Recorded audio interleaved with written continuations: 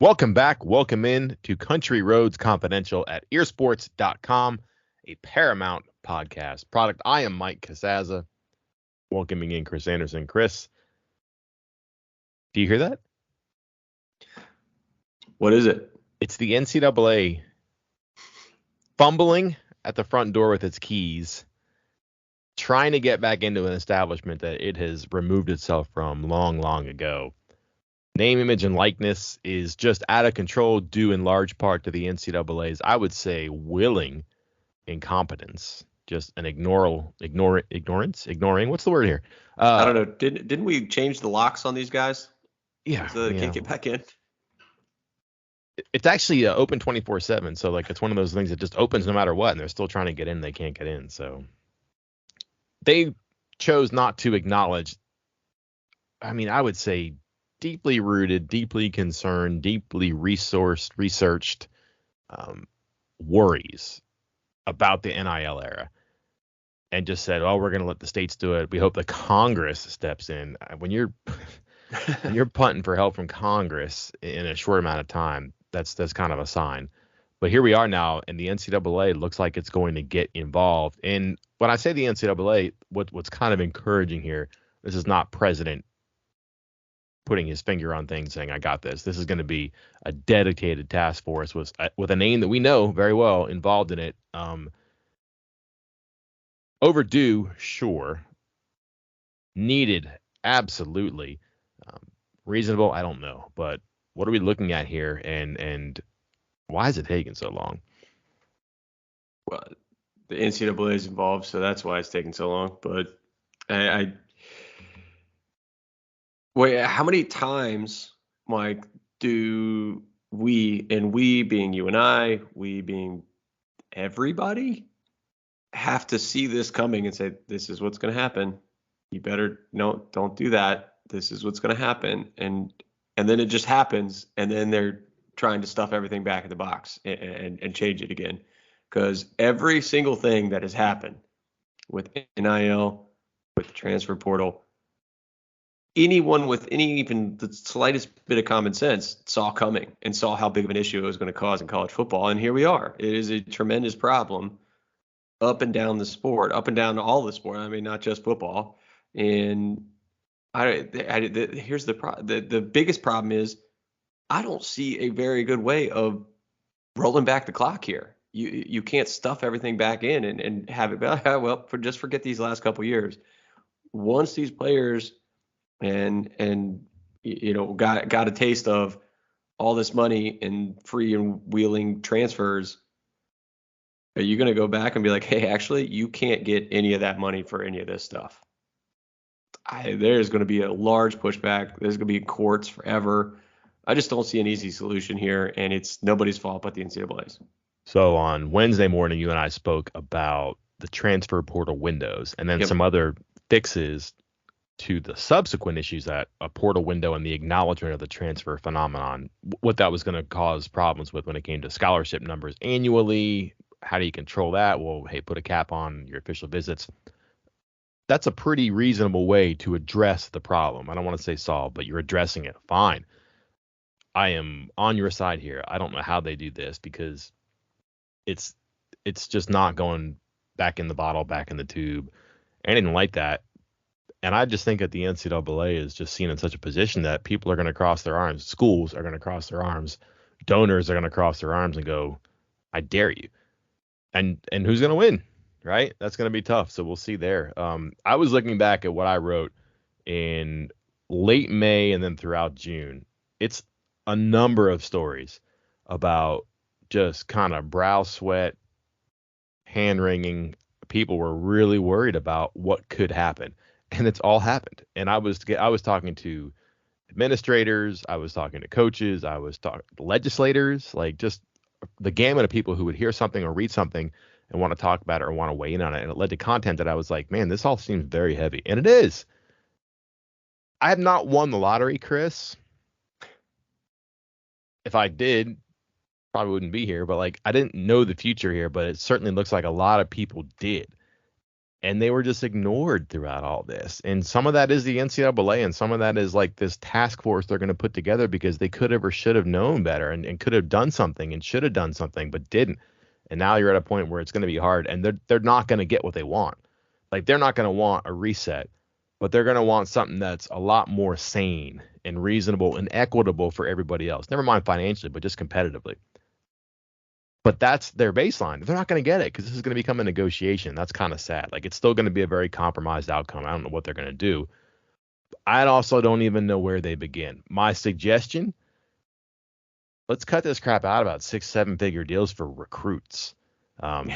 You can reward somebody for having a good season, for being tall, handsome, pretty, successful, athletic, whatever you want to do. That whole name, image, and likeness, if you've cultivated a brand and you can market it, great. If you're a really good gymnast or you can make 3-pointers at your high school, if you're the top quarterback for a state champion in a major state and the SEC or the ACC wants you, if you can throw a fastball 98 miles an hour, that does not get you 6 or 7 figures because you were good in high school based on an NIL system that exists in college. That would be where I would start. And that, to me, seems pretty easy to police. Like, it's not easy in that fact that you just say no, but that is something that you can certainly put a check and balance on. And you can commit a task force to the recruiting, and you can have your members police themselves, which I actually think is kind of effective because people are pretty ticked off about this. But that's where I would begin. Let's cut this nonsense out about paying high school commits hundreds of thousands and even millions of dollars. Like, what are we doing here? How did this happen? I don't know.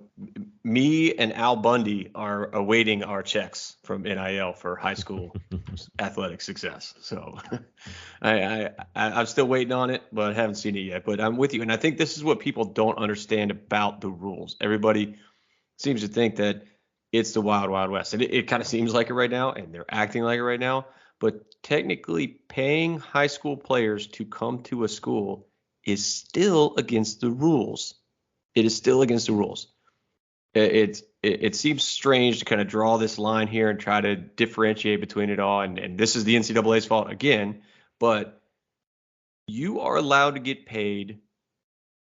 You can get paid in high school for other reasons, but you are not supposed to get paid. Whatever payment you receive is not contingent upon where you attend college. Even the deals say, and I'm going to use the example here. I'm not saying West Virginia's doing this. This is a West Virginia podcast. So here we are. Say Toothman Ford is paying Dante Stills.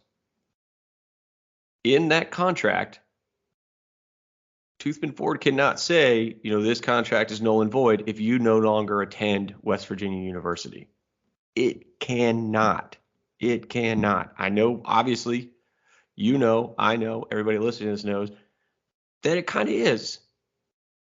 But you cannot put that in the deal. It cannot be contingent on attending a school or playing that sport.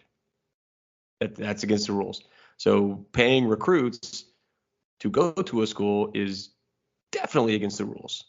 And I think that's where things have just shifted, and that's where it's gone into now. Kids, like you said, are getting 6-7 figure deals to attend schools as recruits when they haven't done anything yet. And 1, against the rules. 2, outrageous. 3, as I mentioned in a story on the site yesterday on Wednesday, that's ruffling feathers among current players all over college football, all over college athletics, period. We saw it in the Miami situation with the guy getting upset about a new guy getting $800,000. It's happening at smaller stages as well, smaller amounts and smaller deals. And I understand it. I completely understand it. Imagine Mike and I busting our butt on this WV beat forever, and then all of a sudden, CBS / Paramount / Viacom, whoever is signing our checks lately, hires somebody else to come in and help out at WVU, some 18-year-old kid, and pays them twice as much as Mike and I. I'd be pissed. And I imagine players are as well. And I understand it. And it's going to be, it's going to create some rotten relationships and some issues all around athletics for a while, even after they try to get it fixed. So let's step back here and broadly talk about this. The expectation is that within these next couple of weeks and months, and I think it's going to be more immediate than that. And again, the fact that the AFCA has put its hands on the transfer portal phenomenon and said, we're going to fix this, I think that is a good sign. And I think it's also contagious. And that's probably why you're seeing the NCAA saying, here's a problem we absolutely have to fix. Like, this is hurting fandom. It really is. Like, yeah.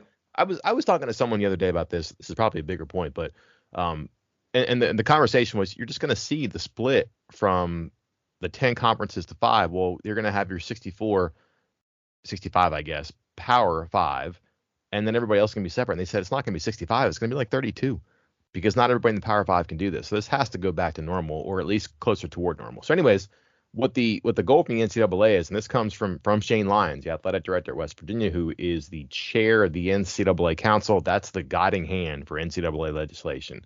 And they're going to basically crack down, is the word, on boosters who are funding NIL payments.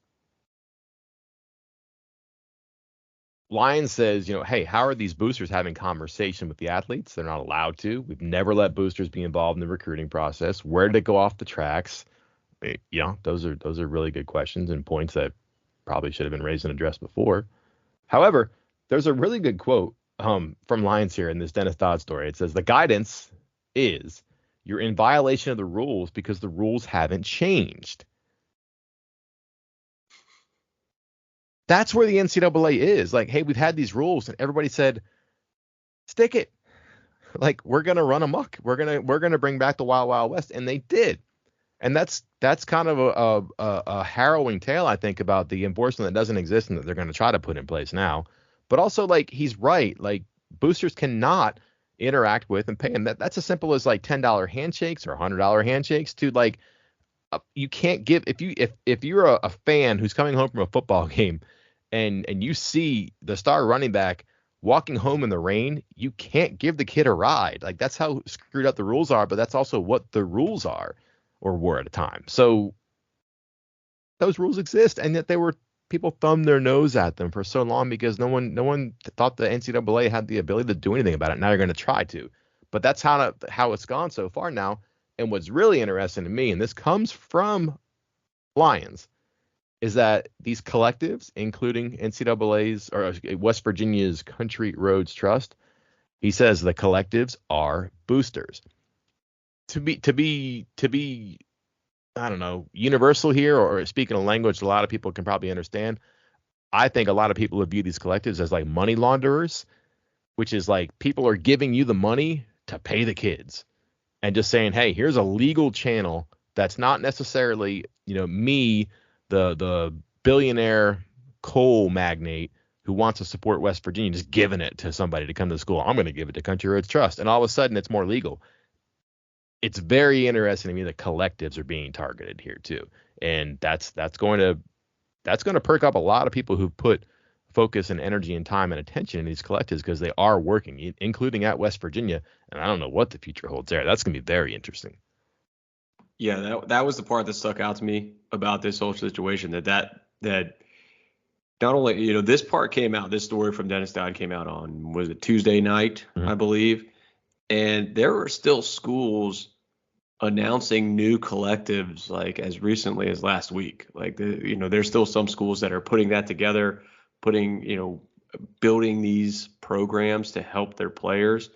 And the fact that the NCAA was like, well, now we're going to crack down on that. I think, all the issues that you just mentioned, we brought up before and talked about that what is this group? What is this collective? We know that they're helping get money to the players, but like you said, I think the money laundering analogy is there, and anybody that's looking at it is like, wait, how does this work? And I go back to the Pandora's box thing. You can't. Is the NCAA going to be able to? All right, everybody shut down all your collectives. Those are all illegal. Like, and they're just going to disappear? No, it's not going to happen. So what's the next step? Like, you got to alter them in some way. You got to manage them in some way. I just don't see how they fix this. Again, this should have been one of those preemptive things that the NCAA did, but instead, now they're trying to fix it after the fact, and they'll never be able to. Yeah, bad sign is the NCAA saying let's leave it to the states or Congress, because that's not working in any capacity, it seems like, across the map right now. But also, like, you saw states passing laws and then saying, wait a minute, let's take that law off the book because no one cares. Like, why put a law in that we might break when we don't even need a law, right? It was like the purge for college football and college sports in general. Hey, nothing's illegal right now, too. So I think this is good. Again, you have to start the recruiting process, and that's what this does. Like, the boosters are not allowed to interact with recruits, which would mean transfers and high school players and junior college players, too. So that's good. That's a start, and then it kind of police itself after there and bring some sanity back toward it. That's good, I think. And how they do with inducements for players to stay, I think that's going to be impossible. Like, you can't tell a player who's thinking about the NFL, hey, stay here, without some sort of NIL leverage. But this is not that. This is just basically saying, let's keep the outside money that's never been allowed in. Let's keep it out and make sure it's out and kind of reset this a little bit. We're not putting everything back into the way it was. Can't. But we need to, let's get the most sorted and most illegal elements out of this, which is, let's not find ways for boosters to somehow say, come to my school and you get this before you do anything, which that seems logical to me. And I think you can do that. And if you're going to have a task force and it's going to be the membership policing each other, I think that's going to be helpful there too. I do want to point this out. We spent some time in a podcast about how to do things over the summer, in the fall, about what to do about this basically. And we had different ideas. One of mine was, you're going to have to create a task force and you're going to have to police this yourself because you're not going to get help from an overarching body. Some other ones we had that I thought were very good, and yours, I think, had the most traction, Chris, was if we're going to treat this like free agency and professionalism, then a player who comes in his first year, maybe he or she should not be able to make NIL money, or maybe they have to complete a semester, or I don't know, play a game. And then you have a cap for your first year, your second year, your third year, your fourth year, maybe your fifth or sixth year. That doesn't seem crazy right now. And it does seem like it puts some logic back into this too. And then also, if you transfer, I don't know, I don't want to say you reset and you're back in your first year on campus, but maybe that last year on your prior campus doesn't count. If it's just a transfer, that doesn't make any sense. If it's something for, like, for example, if you go to, I'm trying to think of a really good college, like Stanford, it's hard to get into their grad school. And a lot of undergrads who want to be postgraduate transfers will leave Stanford because it's hard to get into their grad school. Situations like that. Georgia Tech's another one. You can't get in, or you don't want to get in. You don't want to be an engineer. You want to go somewhere else. Okay, that's an exception. Maybe you don't lose it. So there's certain fair elements in there you can do. But I think scaling it and tiering it in a contract setup, let's lean all the way in. If this is going to be simulated professionalism with free agency and contracts, like you said, okay, let's go all the way with that. And let's try to add some sort of an establishment that's consistent there, that lets this have some order and makes it easier to police. Why wouldn't we do that now? Some people say I'm an idiot. Other people, like my mom, say I'm ahead of the curve, Mike. Yeah. But now that you've had some time to soak up your genius, how should it look? How should it work? What do you think is most reasonable as far as a fix here? I think, again, the structured, tiered, the longer you're at a school, the more money you can make in NIL is the best way to go. And then you were talking about transfers and maybe not resetting. I think if you graduate from your school, you don't have to reset, period. For again, the post-grad stuff and all that stuff. But if you graduate your school, if you get your degree from the program you're at, then I don't think you have to reset. Now, do you have to build in something for if there's a coaching change? I think that seems like a one big step you could make, but then you start the slippery slope, I think, if you do that. If you start saying, yeah, well, if you have a coaching change, then you don't have to reset your clock or your earning potential. And then somebody's, well, what about if your position coach changes? Well, what about if this changes? And then all of a sudden we're going to go down that whole same slippery slope that we had with the hardship waivers. And all of a sudden everything's just getting approved at all times and it never resets and it doesn't matter anyway. And we're just back here in 10 years having the same argument. So I think you got to stay fast and firm on it, and it's tiered as long as you're at the school. It resets if you transfer, or at least goes back 1 year unless you've graduated. And if you have graduated, you can stay on continuing with your, fourth year or whatever tier you are for earning potential. I think there's something to it. There's something to that just makes sense, and why not do it? Chris, before we go, I have a proposal. Yes. Let's call Country Roads Trust. Okay. Everybody's been waiting for our phone call over there, right? Absolutely. And let's propose we do a podcast with them about how they've been responding to this news. Ooh. Because I've heard they've been very good. Yeah. I've heard they've generated some money. I think you've reported on this as well. Generated some money. It's not just the podcast. They have the wheels finally spinning here. But also, like, West Virginia has been very clear with recruits that they can be taken care of with, I mean, I would say sizable sums of money we've heard. We've not been able to report it because no one will tell us, right? But, like, I think it's fair to say that. That's not a generalization I'm going to have to edit out of this, correct? Correct. Oh, maybe. No, you don't have to edit that out. But yeah, you're correct. I mean, because like you can't everything they do, and I've already written about it, so it's already out there. No sense in editing it out of here. But presentations are being made to recruits. Presentations again. You cannot, and West Virginia is not saying you come here, we'll pay you $400,000. That's not happening. What they are saying is, here is a PowerPoint presentation or something cooler than PowerPoint, I assume, of how our players are making money. Here is money being funneled in to the Country Roads Trust. Here are other businesses we work with. Here is some earning potential that you have if you came here. Voila. And what I'm told is that the earning potential in these presentations are big numbers, bigger numbers than I think a lot of people think of when they assume about West Virginia and athletics. And numbers that are impressing and presentations that are impressing recruits at this point in time. Yes, like stunning. Okay, now you can edit it all out, Mike. Just get rid of it all. Yeah. But like, here's the deal now. Like, that's perfectly permissible, and I would say admirable, because that's the way the system is designed to exist right now. Hey, good for Country Roads Trust. You're earning your paycheck. You're not the only one, right? So that's fine. But that may be walled off, and you can't do that soon, which I don't want to say it takes away the legitimacy of their operation, but it certainly makes them have to focus on who's in-house more, which is the spirit of NIL. So we're kind of in a past meets future moment here in the present. I'd be very interested in what they have to say. So I guess I could just email somebody or call somebody, but hey, let's make the public peer pressure invitation out there. That's effective. That never fails, right? Please get in the ring. Let's have a conversation. That never goes wrong. Never. Well, the call is out. We'll see if it's received. And to be clear, Chris and I have been advocates of CRT for a while. I want to see it work. We'll see if it does. Yep. Until then, I'm Mike Casazza. And I'm Chris Anderson. We'll talk to you later.